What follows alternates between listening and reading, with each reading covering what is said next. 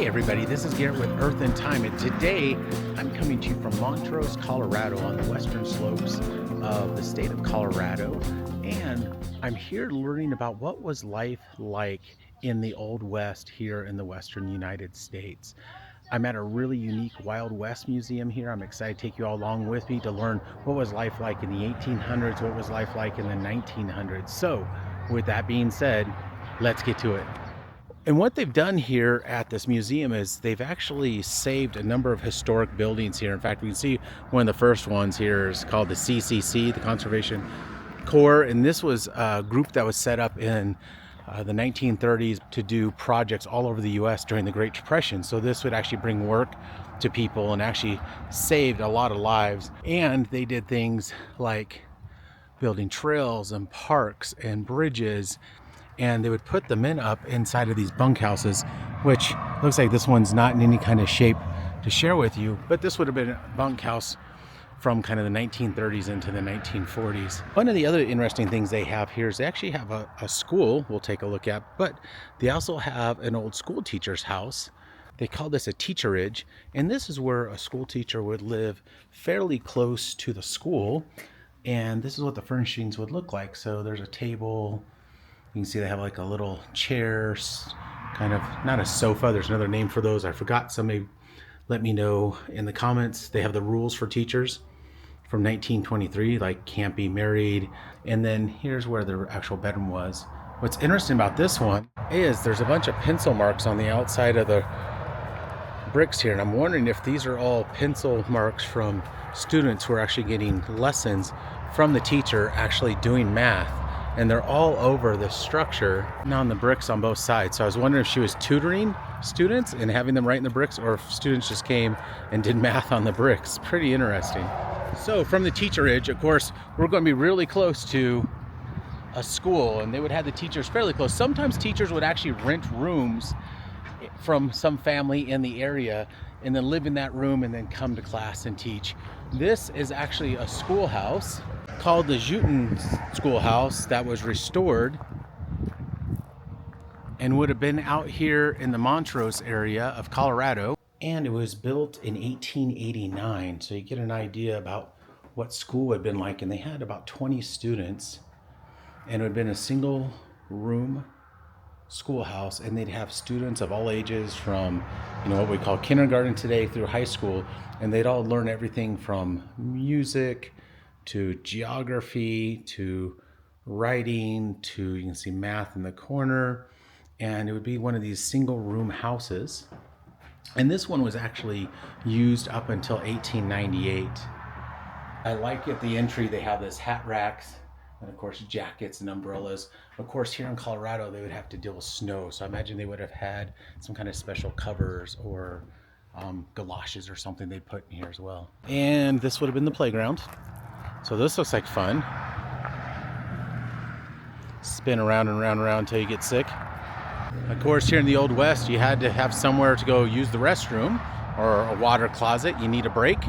And so they had outhouses that were built here. Now, outhouses are really fascinating because they become a treasure trove for archaeologists, because people would hide and drop all kinds of things inside of outhouses. So archaeologists would dig up where outhouses once were. They find the footprints, they dig up that area, and they can find everything from toothbrushes to spoons to even a gun, which is one of the things the archaeologists who actually put together this museum found. Of course, the earliest settlers out here, so this is from the 1880s, would have lived in single room log cabins. This one unfortunately is closed, but we'll take a look at another one down here. So the early pioneers to this area, to western Colorado and the western US, a lot of times would build their house out of whatever material is nearby, including different types of wood, whatever the local rock was nearby. Of course, they make their fireplaces out of. They couldn't do them out of wood for safety reasons. And you didn't have a whole lot of space here. So you'd have maybe some items that you keep in a trunk, may have a little desk. Probably a lot didn't have cupboards, but you'd have a little bench here.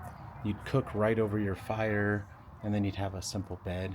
And this would be where you'd sleep, and the most of the time you were actually outdoors. You weren't spending much time inside of your house. So looking from where we were able to look inside of one of these cabins, if I turn around, We have a house from 1909 and 1904 from here in this part of Colorado, giving you an idea of what homes were like and life was like in that early 1900s period of time here in the western United States. Kind of still the old west. You would still see cowboys and horses. In fact, today you can still see cowboys and horses here in Montrose, Colorado. But we'll go take a look at this home.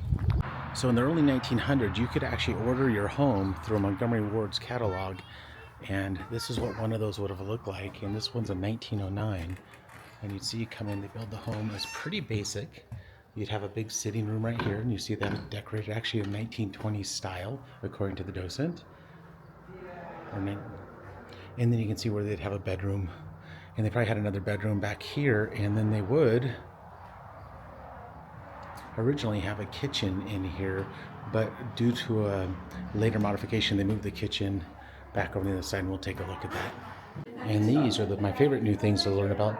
These are actually mugs that are for drinking tea or coffee, but they have this funny shape because they were mustache protectors for the men, so they can drink their coffee or tea and not get their mustaches messy. Pretty wild. Never seen anything like that before. And of course they have the old 1920s phone here, the old crank style. You crank. We're in Colorado, so anything that creates heat is always good. So this would have been a little stove here or heater here for this room. Juicer, milkshake maker, lots of cupboards in here, big pantries, so very functional. This front room, when we first came in, of course, would be the center of most of your life. You had a piano, you have games, you have areas to sit and lounge and read. They have this old sewing machine there. The kids would hang out here and probably play on the carpet. Adults could sit here on the sofa. They're actually in the process of restoring this, but this is a 1904 gingerbread house from out here, and looks really, really interesting. Apparently there was a ghost hunter group that came out here that said this house was actually haunted. And there's a little creepy doll in the window just to remind us of that, I think. Central to most mining towns, people had to get their laundry done, and they didn't always do it themselves. So there were laundry mats that were set up, and there are actually a couple here in Montrose that were owned by individuals of Chinese descent who had these laundry mats. And this little building actually shows laundry machines through time, from the earliest here on the left hand side, working my way around from things that are wood, starting to transition to metal, to more modern, up all the way up into this barrel one from 1950. What I really enjoy about this museum is not only do they recreate the buildings or have actual original buildings, but they actually show what would have actually been in those buildings, and they actually have some period pieces. Now, not all the buildings here are open, but a lot are, so you really get an idea what life would have been like back in the Old West here in the 1800s and even the early 1900s, which for a lot of folks from maybe the Northeast or West Coast have to remember that the Old West is still very much alive here in Montrose, Colorado, and towns like it. All right, let's go stroll into this old saloon. So this saloon, a saloon in general in the western towns would be a center of entertainment, especially for the evenings. If you're traveling through, you come here and stay. There would be rooms, usually upstairs. You could actually get some food here, so you come over here and talk to my friend Daryl, who's working behind the bar, and you would order various kinds of drinks. Of course, when Prohibition happened, like when this picture was taken behind this actual bar in the 1920s, they were probably serving things like sarsaparillas or sodas, drinks like that, or maybe some kind of tonics. Of course, I'm sure there was still a little bit of serving alcohol, but that would probably have been done in some kind of back room somewhere. But entertainment in the evenings would circle around gambling, music, dancing, meeting people, telling stories, talking about what's happened on the road, talking about adventures here in the Old West. And this would have been a center of activity for any community, specifically really for the adults.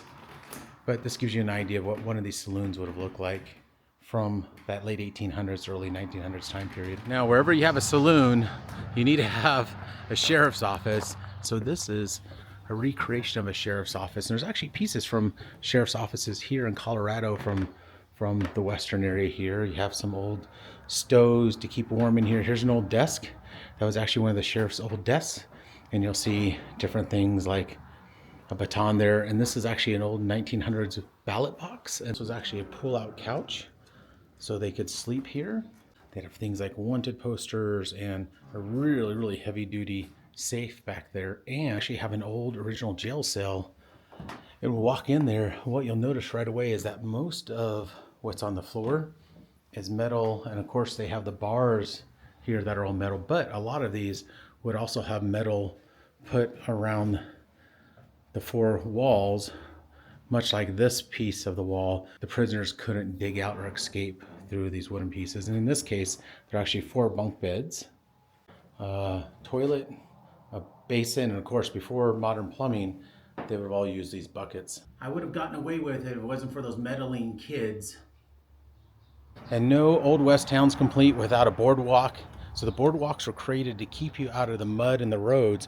So you can imagine after a rainstorm, you have horses going through here, carts going through here, later on even automobiles coming through here. And this would be just a muddy mess. So they create these boardwalks for people who are just strolling along the town to try to keep their boots clean and shoes clean and dry, and also not to track all that into these stores because the store owners will have to clean them up.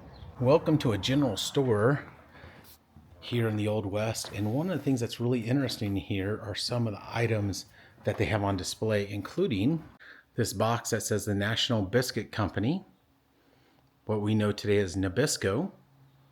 I also have these rows and rows of different types of beans. So you would come here and say, okay, I need some chili beans for food, or lentils, or some kind of seeds, and they would count them out of here. Now, the whole idea of accountants being bean counters, this is where that name comes from, is that in these old general stores where you come get dry produce, you come here and measure out what you needed. And so they come here and measure these beans, and that's where the idea of bean counters came from for accountants. One of the neatest buildings here actually is this Carriage Works, which has been restored and moved from downtown Montrose to this area. And this was an old carriage house that used to have Studebaker buggies. So as in the old car Studebakers, they actually started as a carriage dealership, and they used to carry those Studebaker carriages here. So this would be a carriage house. They'd repair carriages. The gentleman who owned this would actually sell them. And you can see some examples of these different carriages. They would call this a doctor's carriage because it had the covering. You'll see various other carriages here. You'll see a blacksmith shop and what they needed to do to repair and keep those carriages in working order. Why I'm so fascinated about this building is actually what took place upstairs. So this is a big open floor area. You can see the length of the building. So this was a big public space that was upstairs, and up there they would have dances, and more importantly for history, they used to have boxing matches up there. And there's a famous boxer that became known as Jack Dempsey that actually used to watch those boxing matches there, and eventually started his boxing career on the upper floor of this building. And of course, he became the heavyweight champion from 1919 to 1926, wrote numerous books, and was an inspiration for many boxers who you've probably heard of. All boxers go back and study Jack Dempsey's style because he had a very unique style of boxing and he was so successful. But his whole boxing career all started right there. All right, behind the Jack Dempsey building, they actually have a boardwalk. And again, they have some old buildings here. In fact, this is the old railway station that we're coming up to. And so if you wanted to travel from Montrose, Colorado to Denver, Colorado, which is about a 5-hour drive, it would take much more time, of course, by train. You would have stood right here on this deck and waited for that ride. I wonder how many historical figures, or even figures heading off to things like World War I or World War II, would have stood on this patio on their way to those places. And we can actually look inside of the old train station. They actually have a lot of saddles in here and a lot of movie memorabilia. And they actually have a little, looks like assay office. So if you found gold or silver, you come to an assay office and find out how much it was worth. So these were the early precursors to geologists, which if a lot of you watch my videos regularly, you know I'm actually a geologist. So it's really neat to see this kind of setup here and what I would have done back here in the Old West. This would have been the train station attendant's office. Across from the train station, they actually have a bunkhouse that was used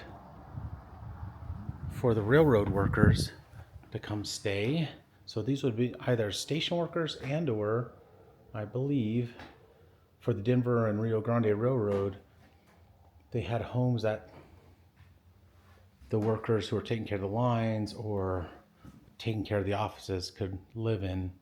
And this really looks like they were line workers, individuals who were working on the railroads between different stations would live in something like these section houses and then make sure the tracks stayed in good working order. And of course, central to every community out here in the West, a lot of times was a church where people would come meet for services, be able to catch up on what's happening in town, make deals. And this is an old Lutheran church that we can actually go inside of. And this is from 1913. It's actually a German Lutheran church, so it gives you an idea about where people were immigrating from into this area of Colorado. It's absolutely beautiful. All right, with this old town sitting behind me, I want to thank you all for joining me today. If you enjoyed this video, you all know what to do by now. Please subscribe, give it a thumbs up if you learned something new, you enjoyed this. Leave comments down below. Have you been to museums like this before? What did you think about this museum? Would you come here to Montrose, Colorado to visit it? I would say you should. So with that being said, thanks again for joining me today. We'll see you all in the next adventure. Take care.